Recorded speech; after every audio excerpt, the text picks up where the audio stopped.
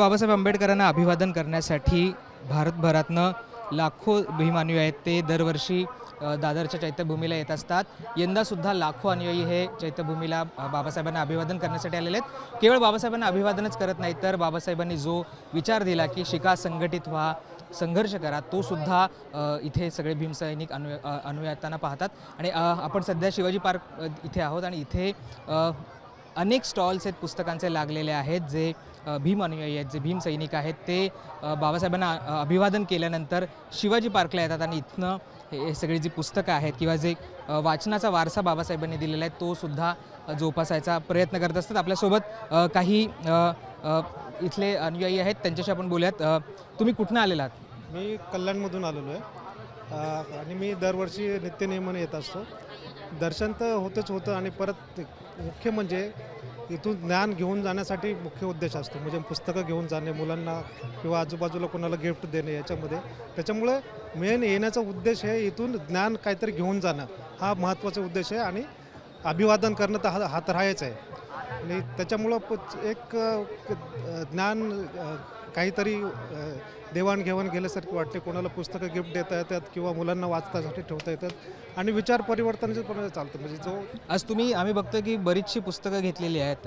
नेमकी कुठली पुस्तकं आहेत? तुम्ही दरवर्षी घेता की यंदाच फक्त घेतली? नाही, आम्ही दरवर्षी पुस्तक घेतो. आत्ता मी सध्या तरी धनंजय कीर साहेबांची घेतलेली आहे, डॉक्टर बाबासाहेब आंबेडकर, महात्मा फुल्यांचं घेतलेली आहे, गुलामगिरी पुस्तक, भीमा कोरेगावचंही एक पुस्तक घेतलेलं, त्याच्याबद्दल सविस्तर माहिती दिलेली आहे. आणि अशी इतर बरेच काही पुस्तक आहेत ते आम्ही दरवर्षी घेऊन जात असतो. तर हेच नाही तर आपल्यासोबत अजून एक आहेत, ते त्यांनी सुद्धा अनेक पुस्तकं आपण घेतलेली पाहतोय. आपण जर इथे बघितलं तर यांच्यासोबत जवळजवळ 20-40 पुस्तकं असतील, जास्त असतील. बाबासाहेबांना अभिवादन करायला येतो, पण बाबासाहेबांनी एक संदेश दिलेला आहे, शिका, संघटित व्हा, वाचलं पाहिजे, वाचाल तर वाचाल असं सुद्धा म्हटलं आहे. तुम्ही एवढी पुस्तकं घेतलेली आहेत, काय नेमकं तुम्हाला मिळतं आहेत ना? आम्ही जवळजवळ आता 25 वर्ष झाली आम्ही दरवर्षी येतो आणि दरवर्षी इथून आम्ही काही ना काही ज्ञान घेऊनच जातो. बाबासाहेबांनी एवढा ज्ञानाचा भंडार खोलून ठेवलेला आहे जगासाठी की त्यातून काही ना काही शिकण्यासारखंच आहे.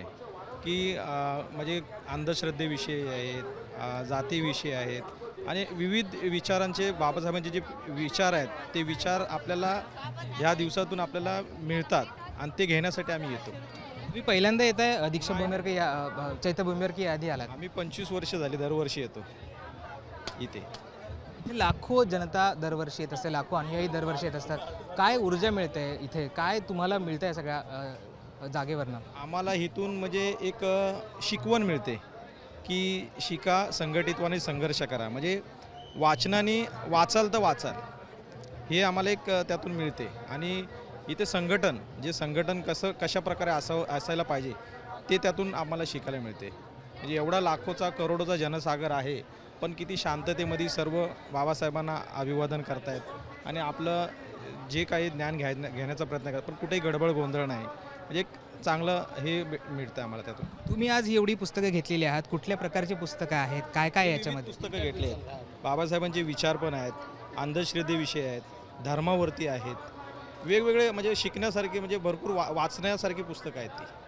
तुम्ही दरवर्षी घेता, मुलांना देणारात पुस्तकं, काय करणार आहात? हो, नक्कीच. कारण आम्ही स्वतःही वाचतो, घरचे आईवडील वाचतात, मुलंही वाचतात आणि आजूबाजूचे मित्रमंडळी पण वाचतात. म्हणजे प्रत्येकाला आम्ही म्हणजे काय असं साठा तर करूनच ठेवतो पुस्तकांचा, पण इतरांना पण वाचण्यासाठी देत असतो. त्यामुळे त्यांनाही वाचायला भेटलं आणि काहीतरी शिकायला भेटतं. आणि इथे येणारा प्रत्येक माणूस भले किती गरीब असू दे किंवा श्रीमंत असतो, एक ना एक तरी पुस्तक घेऊनच जातो. हेच सर्वात मोठं आपल्या समाजाचं भाग्य आहे की त्याला ज्ञान घेण्याची काहीतरी इच्छा आहे आणि त्याच्यामुळं तो नक्कीच आणखी प्रगती करणार. तुम्ही म्हणालात की ज्ञान घ्यायची इच्छा आहे. आपण बघतो की लाखो लोक भारतभरातल्या वेगवेगळ्या ठिकाणावरून येत असतात, शांततेने येत असतात, बाबासाहेबांना नतमस्तक व्हायचं असतं. काय ऊर्जा असते नेमकं, कुठल्या ओढीने येत असतात? बाबासाहेबांच्या नावामध्येच ऊर्जा आहे. कारण बाबासाहेब असं अष्टपैलू व्यक्तित्व होऊन गेलेलं आहे, ते अद्भुत एकदम, त्यासाठी काही शब्दच नाहीत. त्यामुळे त्यांचं नाव जरी घेतलं तरी लोकांच्या मनामध्ये स्फूर्ती येते. आणि 14 एप्रिल म्हणा किंवा 6 डिसेंबर त्यांचं महापरिनिर्वाण दिन, प्रत्येकजण हा तिथे हजर असतोच असतो. बरे 14 एप्रिलला भले आपल्या घरात करत असतील किंवा चौकात मिरवणूक काढत असतील, पण 6 डिसेंबरला येणारा माणूस तिथे प्रत्येक नित्यनियमाने येतोच, त्यांना अभिवादन करतो, त्यांचे उपकार मानतो आणि त्यांनी दिलेलं ज्ञान आहे तर नक्कीच थोडं काहीतरी घरी घेऊन जातो. तुम्हाला असं वाटतं की बाबासाहेबांचे विचार कुठेतरी मागे पडत आहेत? आता त्यांनी जे संदेश दिला होता, शिका, संघटित व्हा, तुम्ही वैचारिक व्हा, एक रॅशनल माणूस, म्हणजे तुम्ही एक रॅशनल माणूस म्हणून झालं पाहिजे, तुम्ही विवेकी झालं पाहिजे, ते कुठेतरी मागे पडतं आता? पडते. इथे कसं होतं की संघटन थोडं कमी पडतंय. म्हणजे लोक सगळी एकत्र आहेत, पण त्यांना संघटनेला चेहरा नाही आहे. तो चेहरा जर म्हणजे ज्या प्रकारे बाबासाहेब होते, तो एक चेहरा होता, तसा चेहरा जर भेटला तर हे परत संघटन होऊ शकतं. तसं संघटन नाही आहे, त्यामुळं हे थोडं विचार मागे पडत आहेत. बाबासाहेबांनी खूप करून ठेवलेलं आहे, पण ते पुढं नेण्याचे कुवत कोणामध्ये नाही आहे. माझं याच्याबद्दल थोडंसं वेगळं मत आहे. जरी आपण म्हटलं तरी बाबासाहेबांच्या 1956 नंतर महापरिनिर्वाणानंतर तसं पाहायला गेलं तरी नेते खूप आले आणि गेले. म्हणजे त्यांनी आपलं प्रतिनिधित्व केलं वगैरे काय केलं, पण लोक एक समजून घ्या की त्यांना पाहून लोक इथं येत नाहीत. ते बाबासाहेबांना पाहूनच इथे येतात, त्यांच्या विचारशक्तीला धरूनच इकडे येतात. त्यामुळे समाजामध्ये बहुतेक वेळा गैरसमज आहे की मी पुढे गेलो तर यांनी माझ्या पाठीमागे, असं होणार नाही. तुम्ही तुमचं काही करा, लोकांचा विचार एकच आहे. त्या जनसागराचा, जय भीमवाल्यांचा विचार एकच आहे आणि तो अढळ राहणार आहे. आणि ते बाबासाहेबांशी नियमित एकदम ते दरवर्षी येणार आणि त्यांना अभिवादन करणार. बाकी कोण नेता कुठे गेला, कोण कुठे झालं, त्याचं जनतेला काही देणं घेणं नाही. तर यांनी जसं सांगितलं की इथे येणारा प्रत्येक व्यक्ती असो, मग त्याची आर्थिक परिस्थिती काही असली तरी एक तरी पुस्तक नक्की घेत असतो. आपल्यासोबत आणखी काही आहे. आप कहाँ से हो? सर मैं यूपी से हूँ। हाँ, मेरा नाम अर्जुन है। मैं बाबा साहब का बहुत भक्त हूँ, क्योंकि जो कुछ दिया है बाबा साहब, जो ना रब ने दिया है ना सितमगर ने दिया है, जो कुछ भी दिया है वो अम्बेडकर ने दिया है। जो ये चमकता हुआ शर्ट है, ये बाबा साहब का दिया कष्ट है। जो सुख शांति है उसके लिए बाबा साहब की क्रांति है। जो दौलत है भीम की बदौलत है। जो मोटर कार है वो बाबा साहब की उपकार है। बस यही है सर। आपकी हर साल आते हो, ये पहली बार है? नहीं सर, मैं 2-3 चक्कर आया। मैं बाबा साहब को बहुत अन्याय लोगों को सर मैं मिशन भी चलाता हूँ ऐसा छोटी मोटी, लेकिन जब कभी कभी सर आर्थिक तौर पे हम लोग थोड़ा कमज़ोर है, इसलिए पूरी तरह से हिम्मत से नहीं, लेकिन फिर भी हम कोशिश बहुत करते हैं अपने स्तर से युवा पीढ़ी को जगाने के लिए। हाँ, लेकिन करते हैं अपनी सकबर ज़्यादातर वो भी। अभी आप देख रहे हो कि बाबा साहब को अभिवादन तो कर रहे हैं लोग, हाँ। उसके साथ जो शिवाजी पार्क पे ये सब स्टॉल लगे हैं, हाँ। वहाँ से पुस्तक भी खरीद रही है, हाँ। ज्ञान भी बांट रहे हैं, हाँ। तो क्या बोलेंगे इसके बारे में? सर मैं अपनी यथाशक्ति है जितना बाबा साहब के विचार में अपने अंदर होता है सबको बांटता हूँ। जात का मतलब स्त्री हो पुरुष, सबके बुजुर्ग को सबको अपने बारे में बता। कितने लोग प्रभावित भी हो जाते हैं बाबा साहब के, लेकिन क्या है सर, कुछ लोग अभी अंधविश्वास में पकड़े, उनको जगाना अभी थोड़ा मुश्किल हो रहा है, लेकिन फिर भी हम लोग बहुत यथाशक्ति कोशिश कर रहे हैं। कुछ लोग जगा भी दिए हैं, बहुत सारे लोग। आपने कहा ये शर्ट भी बाबा साहब की देन है, हाँ, जो ये चमकता हुआ शर्ट है बाबा साहब का दिया हुआ कष्ट है।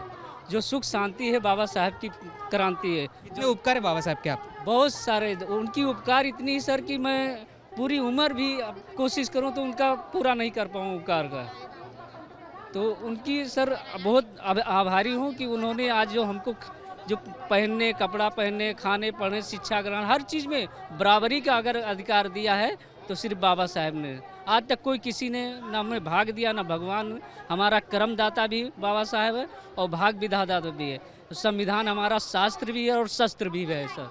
हमें सुरक्षा भी देता, हमें ज्ञान भी देता है।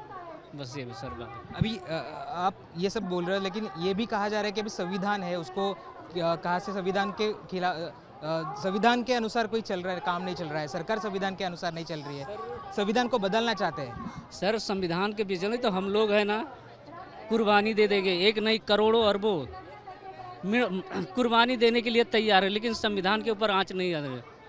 चाहे कितनी भी हमको जान देनी पड़े, लेकिन हम तैयार है मरने के लिए, अपना जान खून सब गंवा देंगे, लेकिन संविधान पर आँच आया ना तो सर हम हटने वाले नहीं हैं। हमारी जान है, शान है, संविधान हमारे देश की शान है, इसलिए हम हटने वाले नहीं। करोड़ों कुर्बानी देने पड़े हमारे जैसे युवा तो हम कुर्बानी देने के लिए तैयार हैं, लेकिन पीछे हटने वाले में से नहीं हम सर। बाबा साहब का अभिवादन किया आज आपने? हाँ सर किया है। बस बाबा साहब की दया मेहरबानी रहे, बस यही सब सर। उन्हें जो भी दिया उनके लिए सारी आभारी हूँ बस सर।